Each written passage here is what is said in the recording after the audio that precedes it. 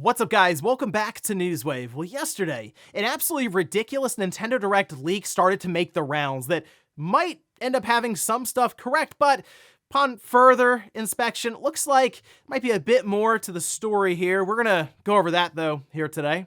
Also, we are gonna be talking about a Sony State of Play that many people are now expecting to be announced imminently after some new information surfaced online. And we're gonna be heading back to Palworld as Nintendo has finally made a move. That's right, they struck down a certain mod for the game, so we'll see what they're doing there and more. Guys, if you enjoy these videos, make sure that like button helps out a ton. And if new here to the Spawn Wave channel, make sure you subscribe down below. And we're gonna start today with Like a Dragon Infinite Wealth. It's out this week, and while there has been quite a bit of controversy around that new game plus mode, there's also been a lot of excitement, so let's see how it did. Heading over to Metacritic, currently sitting at a 90, which I believe makes it the highest rated game in the entire franchise for Yakuza or Like a Dragon. That's on 70 critic reviews, 69 positive, 1 mixed. There are many perfect scores. For example, CG Magazine says Like a Dragon Infinite Wealth sets a new standard for the Yakuza series with its captivating story, mesmerizing gameplay, and richly detailed side activities. Screen Rant says it's hard to overstate just how important a landmark this is for the Like a Dragon series, a true passing of the torch finally, and a game worthy of succeeding the action-based legend that precedes it. We have to go all the way, we gotta scroll very, very far to get to the other end of the spectrum here, that being 4 players, giving it a 70, saying despite an exciting story, the second Ichiban outing suffers from somewhat lengthy grind and filler passages that artificially stretch out the playing time. That's something that I've expressed annoyance with in certain games where they feel like they have to get to a certain threshold for playtime, and yeah, you can kind of notice it. Depends. Some people are more sensitive to it than others, especially if some of those side quests just aren't hitting with you. But in this case, I'm excited to check this game out. I really enjoyed Yakuza 7, Like a Dragon. But right now, I'm actually busy with a different game that I'm trying to get through. So when I'm able to do that, then I'll probably come back and check out Like a Dragon Infinite Wealth. But looks like people looking forward to it. You have quite a game to check out this week. Also, there is another game coming out this week that people have been looking forward to in the Tekken series. That's Tekken 8, of course. And we can take a look at its reviews over on Metacritic. Currently sitting at a 90. This comes out the same day as Like a Dragon Infinite Wealth. So 2 90 rated games coming out same day. 2024 is off to a very good start. That's on 59 positive reviews. Again, a bunch of perfect scores here. Hardcore Gamer says Tekken 8 is a bold direction in the fighter genre that ultimately leads it to being one of the greatest fighting games of all time. The amount of content that Bandai Namco is offering here is more than ever before seen in a fighting game. In fact, there are many reviews that say this is the best Tekken game I've ever played, some even comparing it to like Tekken 3, which is highly regarded as one of the best ones. Eurogamer Germany just said quotation forthcoming. I guess they were just left speechless and weren't able to put into words what they were seeing in front of them on the screen. Unfortunately, I'm just not into Tekken. I get it. This seems like a high-quality fighting game and a lot of content there. Maybe I'll just give it a shot. It's been a while since I've attempted something like Tekken 7, but again, there's a lot happening right now. Games coming out all over the place, so maybe it'll go into the backlog and I'll get a chance to check it out later on in the year. But hey, Tekken fans, seems like, again, you got another big-time release to look forward to this week. 2024, off to a good start. Oh, and we did have Nintendo announce new Joy-Con controllers that seem to be going right alongside of Princess Peach Showtime, which we can see is posted up on their official X account, saying with the release of Princess Peach Showtime on March 22nd, a set of pastel pink Nintendo Switch Joy-Con controllers will be available at select retailers and My Nintendo Store for a limited time. Some wondered why it was limited time. Nintendo likes to just do limited releases in general for just about everything. Look at Mario 3D All-Stars, and we do see some other games get discontinued. But in this case, they could just be trying to move manufacturing maybe to their next system. That is coming up, and why would you have pink Joy-Cons kind of holding up the line? But Either way, this is good, obviously, for Joy-Con collectors, or people who have just wanted a pink Joy-Con controller, so it going alongside of Princess Peach makes sense, and is something Nintendo probably should have done more and more with different game releases. But if you've been looking for pastel pink Joy-Cons in particular, check them out in March, alongside of Princess Peach Showtime. And guys, with some of the quick news out of the way, let's get into the bigger stuff. Let's start right away with a Nintendo Direct leak that started to make the rounds rapidly yesterday, and that's mostly because one of the, we'll say, predictions that were thrown in there was actually proven correct in that Princess Peach Showtime trailer that released yesterday, which had to do with certain outfits that Peach showcased during that trailer. But this is apparently posted up over on 4chan, or an iteration of 4chan, under the name Emily Rogers, which once you see that name, I can tell you now, it's not Emily Rogers, and that would be, I guess, just someone using the name to pass off as someone a bit more reputable. Why would you do any of that if you were Emily Rogers going to post up? Why would you post up with your name on an anonymous forum? Anyway, let's take a look at the leak itself. They state at the top, Fire Emblem 4 Remake releasing in May. Princess Peach Showtime features Cowgirl and Ninja segments. That's one of the reasons people are giving this a second look, because of that specifically. Donkey Kong Country is getting a new game for its 30th anniversary. Metroid Prime 2 Remastered. Grezzo remake of the Zelda Oracle games. The Good Feel game is getting localized. Famicom Detective Club returns as Nintendo Detective Club. 5 high school girls must solve vicious crimes that they are personally involved with. Okay, so starting with, I guess, the ones that I believe will be happening, other than obviously the Princess Peach Showtime, it's already happened. Fire Emblem Remake, yeah, I believe that's something that Nate has mentioned multiple times now, and I actually wouldn't be surprised if Nintendo just has that, and they're just sitting on it waiting, and it's going to come out sometime this year. And it sort of works out with them doing their transition to the next generation system, where they're going to be heavily relying on things like remasters and remakes. Obviously outside of Princess Peach and I assume Metroid Prime 4 maybe this year. Looking down the list though, Donkey Kong Country, Necro Felipe did respond to Nate and mention that that's wrong because it's going to be a Donkey Kong game, not necessarily a Donkey Kong Country game. But yeah, DK game's been rumored for quite a while, and it would make sense with all the stuff Nintendo's doing with their theme parks and the anniversary coming up. Why not? Metroid Prime 2 Remastered, another safe guess, I'm going to say there. Grezzo remake of the Zelda Oracle games, that would be awesome, and I would love to see that, so Nintendo probably won't do it. But otherwise, there's nothing too sensational here, and I feel like it's just a lot of safe guesses. And to go a bit further, the reason, again, people looked at this, went back and was like, oh, there's some credibility here with the Princess Peach Showtime, the 2 different segments with the cowgirl and the ninja outfits. Well, you can see this post over on X, as someone pointed out pretty quickly. Well, you can kind of make a good guess, considering some of the doors had, like, for example, symbols that would hint towards a ninja outfit and a cowgirl outfit. So the person probably saw those and said, okay, well, I'll make a guess that she will have those kind of outfits maybe showcased in the Direct. Remember, these are predictions for a Direct, and the trailer just happened to come out before what we assume to be a Direct in February. I'll say like the second week of February. I'm just going to throw that out there, that would be showcased.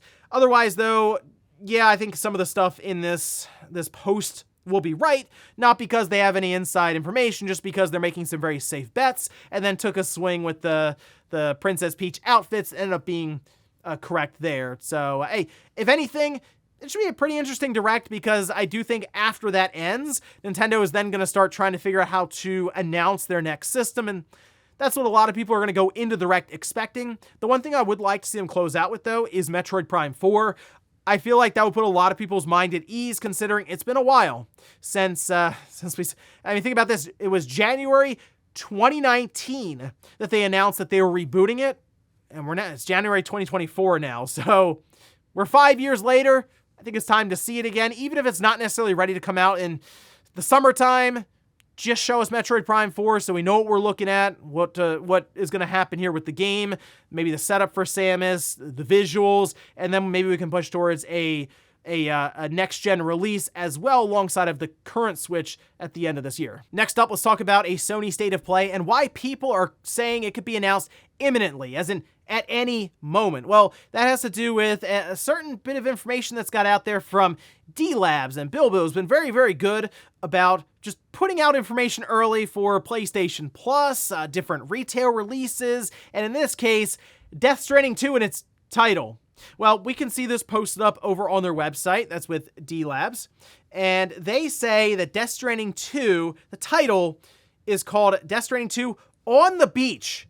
That actually makes sense. I mean, if you play Death Stranding in general and some of the themes and parts of the game that happen, the story, yeah, the beach, it'll make more sense to you what I'm exactly saying here. So again, this is that situation where Kojima releases very vague trailers where they're even questioning, oh, should we have even connected in the first place? I'm wondering what the gameplay is going to be in Death Stranding 2 versus the first one, because I think it's going to be quite a bit different. It's not going to be delivering packages anymore, most likely. So there are a lot of questions, and you know what? That's how Kojima likes to keep things. But on top of this, we did get a release date. I just want to put this in there if people are waiting for Death Stranding. Remember, that's going to iPhones, iPads, MacBook Pros. That is coming January 30th. I also took a look on the App Store. It's like 70 gigabytes, which sounds ridiculous to download. I don't know if it's different for phones or iPads, but if you're downloading 70 gigabytes on a phone, that sounds wild. However, we do know that Kojima was working on some kind of video file on his computer, and people, of course, did the whole zoom in, and it looked like he was working on something for Death Stranding 2 with State of Play. So most likely this would be revealed in a State of Play, as over on D-Labs, they mentioned that it could be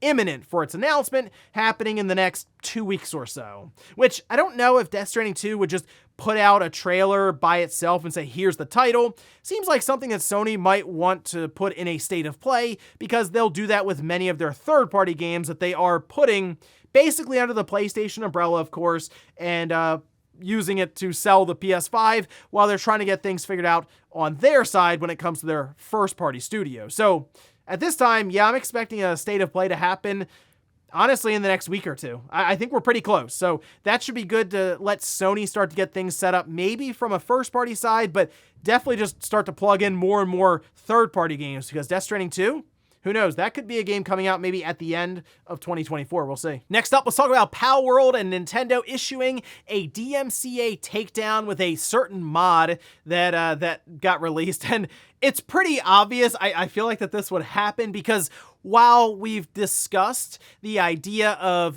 Palworld and the developers pulling from Pokemon designs and modifying them just enough to get around copyright issues, well, when you start actually taking Pokemon models and moving them into the game through way of mods, yeah, Nintendo then is obviously going to strike, and in fact, they did. Now, we could see this posted up over on Insider Gaming, who did capture a little screenshot here to kind of give you an idea of what the modification looked like, and yeah, they had Ash. You were playing as Ash Ketchum. You had Pikachus and all kinds of other Pokemon running around with you, and this mod was shown off on Twitter by Toasted Shoes.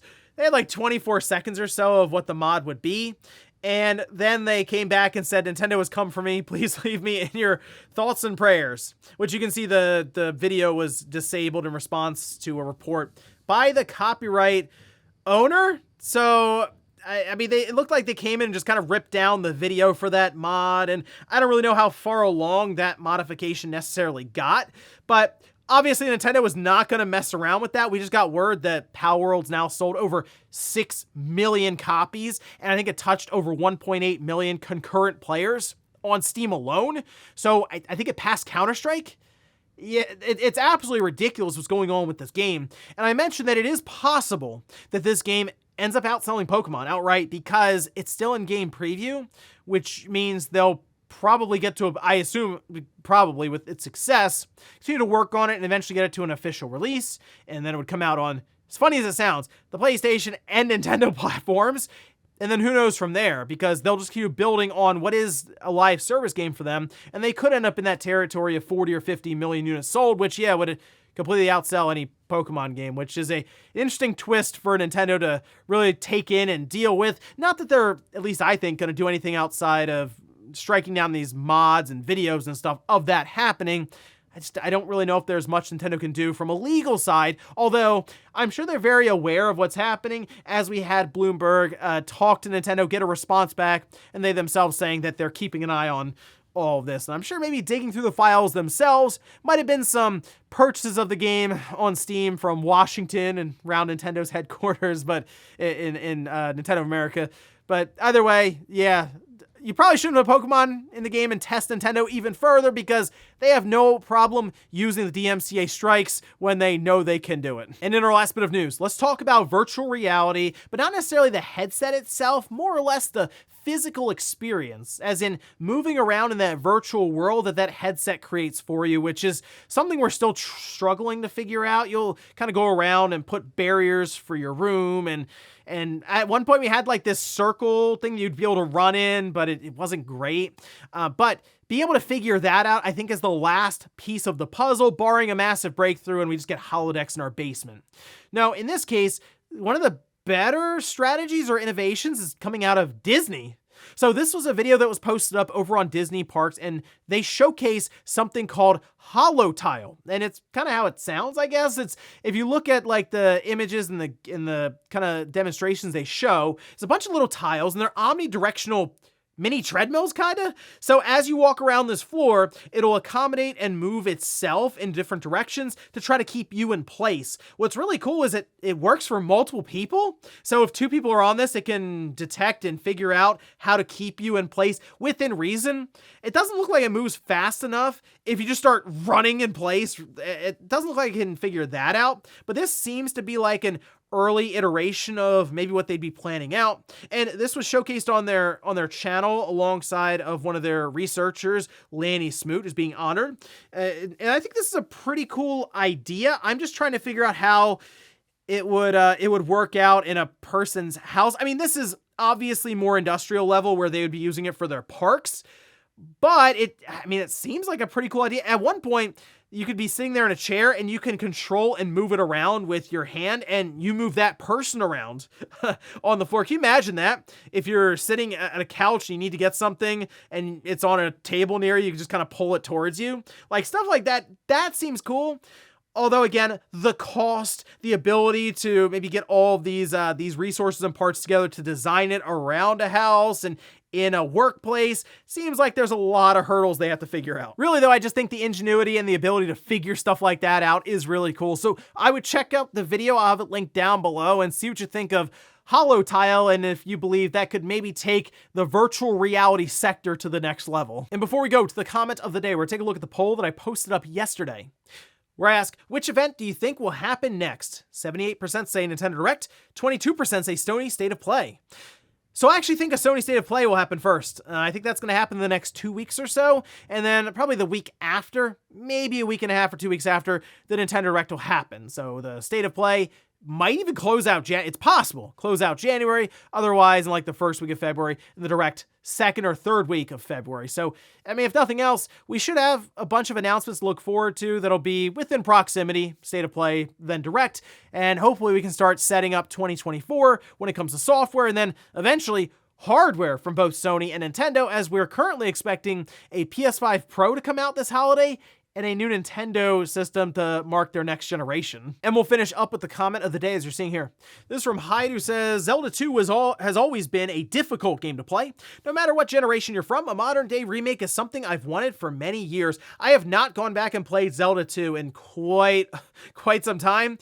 I remember years and years ago, I did, and it was way harder than I remembered. I was like, wow, but it was hard in the degree that it felt kind of broken at times, or unfair. But that was just how it was back then with those original Nintendo games. And there were many worse examples than that one, right? But still, I feel like that's a game that Nintendo's just kind of ignored. So yeah, I don't know if they don't like it much, or if they're thinking we could eventually do it if we can find the right people. I believe Ubisoft could handle something like this, and I think it'd be kind of fun just to see what they can come up with. So I'm crossing my fingers, because that is the Zelda game that I think, out of everything, barring the CDI games, that could probably use the remake treatment the most. And ladies and gentlemen, that's going to do it here for Newswave. If you enjoyed this video, guys, hit that like button. If not, hit the dislike. Leave comments down below about everything we talked about here today. Whether it's the Nintendo Direct leak that was making the rounds, what would you like to see at Nintendo's next big event that we feel like is coming up here in the next couple of weeks? And also, what about Sony and their State of Play? Do you think that'll happen before the Direct, maybe even before the end of January? Then Nintendo striking down that Pokemon mod for Palworld. Do you think that's where the story ends there, or will Nintendo have some other things in store for Palworld here coming up? Thanks guys for watching, and I'll see you next time.